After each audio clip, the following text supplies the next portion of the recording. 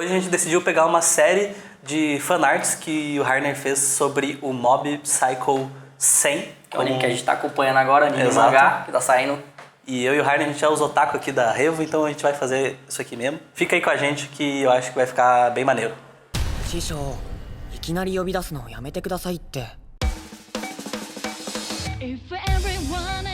E aí pessoal, sejam todos muito bem-vindos a mais um Workbox. Eu sou o Murilo e hoje eu tô aqui com o Rainer.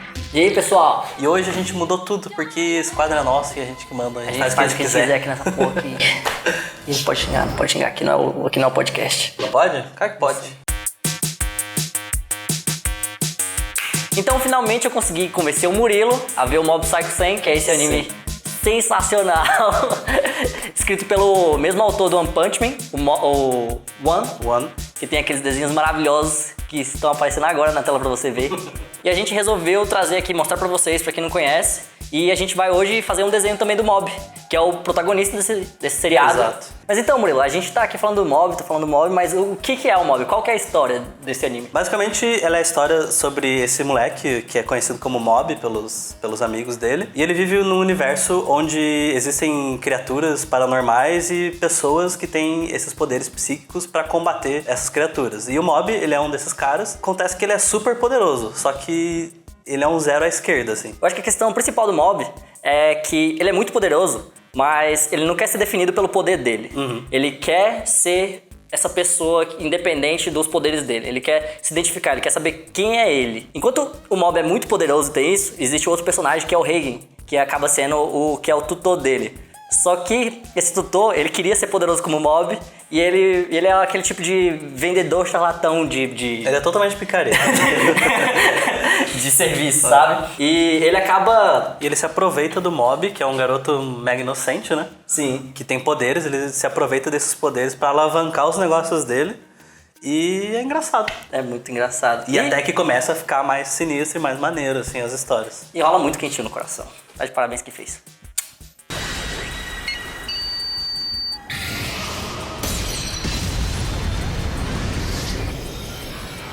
Eu acho que rola muito a comparação na internet do Mob com o One Punch Man. Porque, pra começar, é do mesmo autor, né? E os dois têm essa questão exagerada da animação e dos personagens super poderosos e tal. Exato. Mas eu acho que o One Punch Man, ele acaba indo um pouco mais pra comédia do que é o Mob, sabe? Eu acho que o Mob é relativamente mais sério, assim, entre aspas. E isso acaba fazendo com que algumas pessoas, elas levem o Mob mais a sério e falem, nossa... O Mob é muito melhor do que o One Punch Man. E aí tem gente que fala, o quê? O One Punch Man é muito melhor do que o Mob. Mas eu acho que são duas coisas diferentes. Eu não vou pegar, tipo, eu gosto desse aqui, agora o outro é ruim. Sei lá, eu acho que os dois são muito bons. Sim. E as animações dos dois são muito boas, sabe? Muito foda. Você tem...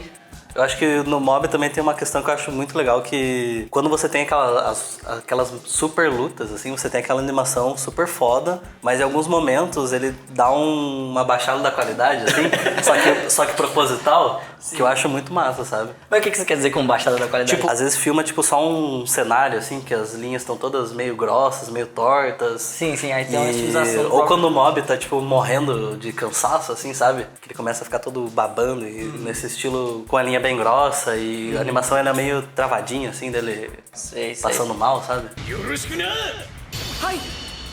Mas e aí? A gente tá aqui pra falar do quê? A gente vai falar de desenho. Então a gente tá falando do Mob aqui e a gente vai desenhar o Mob no modo cansado dele aqui. Porque ao mesmo tempo que ele é muito poderoso, de forma psíquica, ele é muito fraco. Só que eu acho legal que ele não é fraco.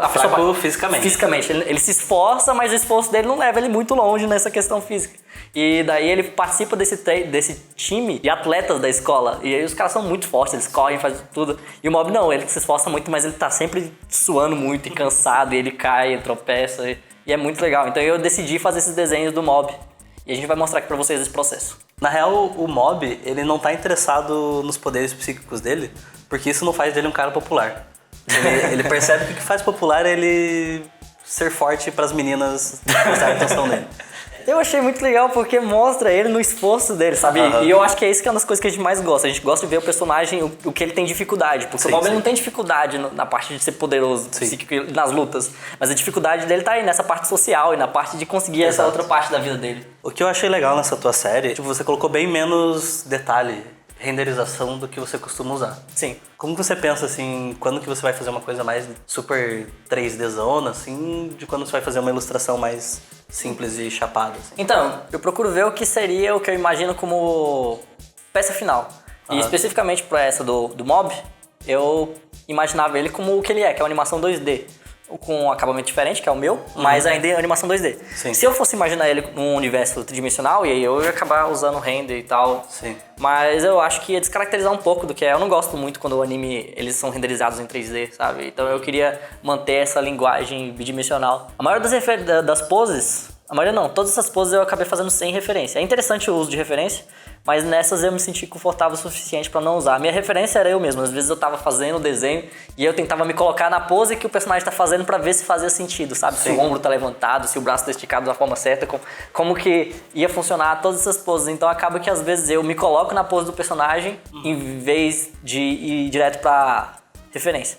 E daí, se eu não consigo desenhar, aí eu vou pra referência. Mas nesses aí eu acabei me sentindo relativamente confortável pra fazer essas poses. Eu acho muito legal quando você usa essas cores chapadas no fundo, assim. Tá tudo cinza e daí você só joga uma cor inteira ali e fica muito legal, dá uma cara totalmente diferente, assim.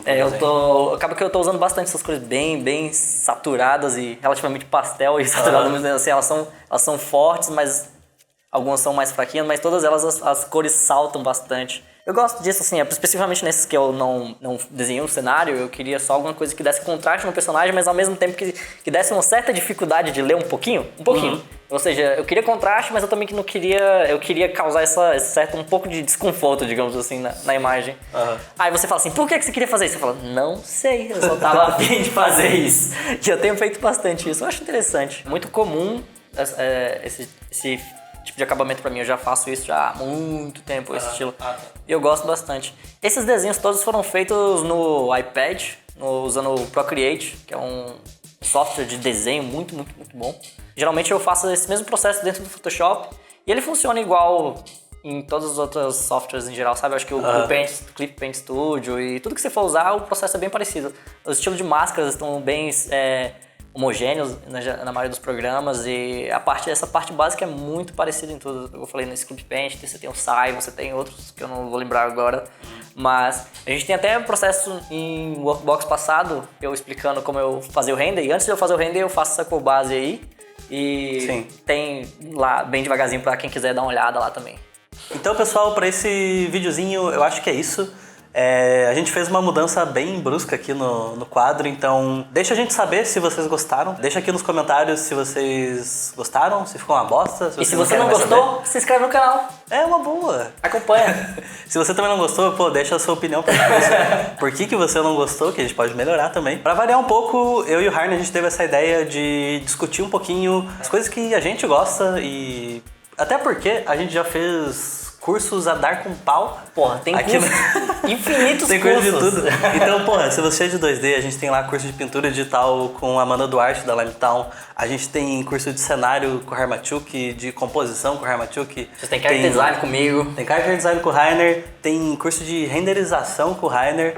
Então, cara, pra estudar tem coisa pra cacete. Tragam sugestões de coisas que vocês querem ver aqui, que a gente pode desenhar, a gente pode trazer. A gente vai falar um pouco mais sobre outros personagens, a gente vai trazer outras coisas de cultura pop também. E até coisas que não são fora disso também. A gente vai trazer redesigns aqui, a gente vai trazer personagens originais, mas em outras poses, outras roupas, outras coisas. A gente vai tentar fazer esse quadro um pouco mais diferente do que a gente tem as coisas até agora. E é claro que fazer tudo isso tentando ao máximo tirar as dúvidas de vocês. Então, continuem deixando dúvidas nos comentários, pode ir comentando elas durante os vídeos. Sim, e quem sabe trazer dúvida de vocês dentro dos próprios desenhos. Ou seja, vocês têm uma dúvida, como é que eu faço isso dentro do desenho? E aí a gente vai trazer os desenhos e a gente pode aplicar isso dentro dos próximos processos que a gente vai trazer. Se você curtiu, não deixa de deixar um like aqui, se inscreve no nosso canal. E é nóis, a gente se vê semana que vem, gente. Valeu e um abração. Falou! Falou!